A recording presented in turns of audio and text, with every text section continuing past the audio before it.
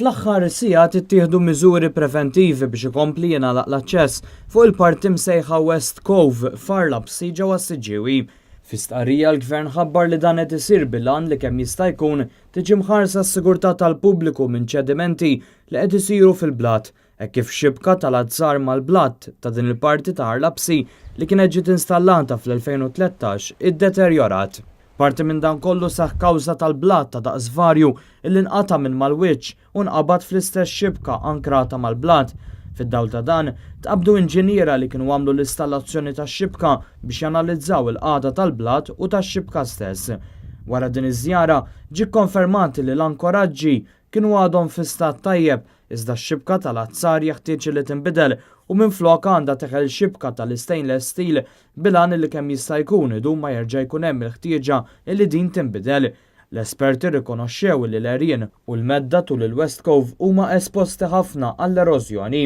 Fid-dawl ta' dawn il-konklużjonijiet intlaħaq ftehim mad-ditta Taljana Geomont SRL bil-għan li l-ewwel tinqala x-xibka tal-azzar li hemm fil-post u jitneħħa l-blatt kollu li tul il-medda ta' 5 snin inqala minn mal-wiċċ tal-blatt.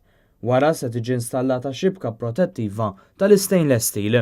F'kummenti lil dan l-istazzjon, is-sindku tas-Siġġiewi Alessia Bsajla Żammit qalet li fl-aħħar jiem esprimiet it-tħassib tagħha mal-awtoritajiet li l-bajja tkun magħluqa f'dan iż-żmien tas-sena meta jibdew jinżlu ħafna nies u jkun mistenni influss ħafna ikbar meta jibdew il-vakanzi tas-sajf tat-tfal. Is-sindku qalet li l-kol naqblu li s-sigurtà għandha tingħata priorità iżda qed tappella lill-awtoritajiet biex mingħajr dewmien jinstabu l-fondi u jsir l-investiment fuq ixbieki. B'hekk il-banja tkun tista' titgawda mill-familji Siġġiewin, Maltin u turisti matul is-sajf li ġej. Alessia Bsajla Żammit qalet ukoll li kienet insistiet mal-Gvern li tinħareġ stqarrija hekk kif jibda jsir il-fencing u dan għaliex il-pubbliku kellu dritt ikun jaf għaliex il-Gvern kien qed jagħlaq il-bajja u li hemm periklu. Fl-istess żona fl-aħħar jiem sar investiment mill-Awtorità tat-Trasport f'parti mit-triq tal-Absi u din il-ġimgħa se jibda l-investiment mill-Kunsill Lokali biex tibda titwaqqa u tinbena latrina ġdida.